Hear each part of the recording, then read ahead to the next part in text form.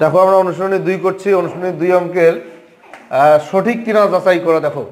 এখানে একটা ভাগ অঙ্ক আছে, বলছে ভাগ অঙ্কটার ভাগফল হলো 101। দেখো এখানে একটা ভাগ অঙ্ক, হ্যাঁ, বলছে এখানে ভাগফল হলো 101 আর ভাগশেষ হলো 252। ঠিক আছে, অঙ্কটা কিন্তু এখানে করা নাই, অঙ্কটা আমাদেরকে করে দেখতে হবে যে ভাগফলটা 101 হচ্ছে কিনা আর ভাগশেষটা 252 হচ্ছে কিনা। ঠিক আছে, তো অঙ্কটাতে লক্ষ্য করো, এই যে 29,845 এটা হলো ভাজ্য আর 293 এটা হলো ভাজক। তো ভাগ অঙ্কটা আমরা করব, করে দেখব যে ভাগফলটা 101 হচ্ছে কিনা এবং ভাগশেষটা 252 হচ্ছে কিনা। এখানে প্রশ্ন বলছে সঠিক কিনা যাচাই করো, মানে অঙ্কটা ঠিক আছে কিনা এটা আমাদেরকে যাচাই করতে বলছে। কি আমার কথা বুঝছো? তাহলে আমরা অঙ্কটা করে দেখি, এই 293 দিয়ে এইটাকে ভাগ করে দেখি। ঠিক আছে, 293কে দিয়ে ভাগ করবো কত? 2, 9, 8, 4, 5 এটাকে ভাগ করবো, তাই না? আমরা ভাগফলটা কি উপরে লিখবো, তাই না? উপরে লিখি না? সিস্টেমটা কি মনে আছে? আমরা উপরে লিখি। আচ্ছা, তাহলে এখানে 2 অঙ্ক, এখানে 3 অঙ্ক, এখানেও আমি 3 অঙ্ক নিয়ে দেখব।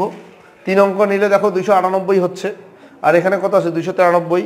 তাহলে কি এই 293 দিয়ে 298কে ভাগ করা যাবে কিনা? যাবে। কেমন করে যাবে? যেহেতু এটা হচ্ছে এটা বড়, যাবে। 293 এখানে 298, দেখো এখানে 2 আছে, এখানেও 2 আছে, 2কে 2 দিয়ে ভাগ করলে কি 1 হয়? 2 1 2। তাহলে আমি একবার এখানে নিচ্ছি 1। ঠিক আছে, তাহলে 1 দিয়ে 293কে গুণ করলে কিন্তু 293 হবে। ঠিক আছে, এখন কি করব? বিয়োগ করি। বিয়োগ করলে কত হচ্ছে দেখো তো? 5। কি এটা বিয়োগ করলে 5 হচ্ছে না? আচ্ছা, তারপরে কি করবো? একটা অঙ্ক নামাবো। দেখো 4 নামাইলাম, দেখো এখানে কিন্তু আমি 4 নামাইলাম, তাই না? 4 নামাইলাম। এখন এখানে কত? 293, এখানে 54। 293কে কি 293 দিয়ে 54কে ভাগ করা যাবে কিনা? যাবে না। কেন যাবে না? এটা ছোট, এটা বড়। তাহলে কি করতে হবে? আমাকে আরেকটা অঙ্ক নামাইতে হবে, কিন্তু আরেকটা অঙ্ক আমরা এমনি এমনি নামাইতে পারবো না। আমরা প্রথমটা নামাইছি এমনি এমনি, তাই না?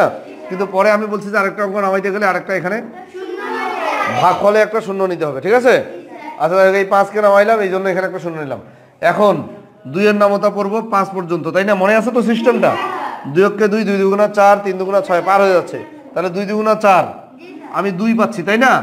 এখন 293কে 2 দিয়ে গুণ করে দেখবো। 293কে 2 দিয়ে গুণ করে দেখবো। 3 দুগুণা 6, 9 দুগুণা 18, 8, 5।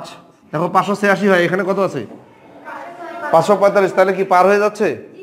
পার হয়ে যাচ্ছে। তাহলে 2 নেওয়া যাবে না। 2 বার নেওয়া যাবে না? যাবে না। 2 বার নিলে পার হয়ে যাবে।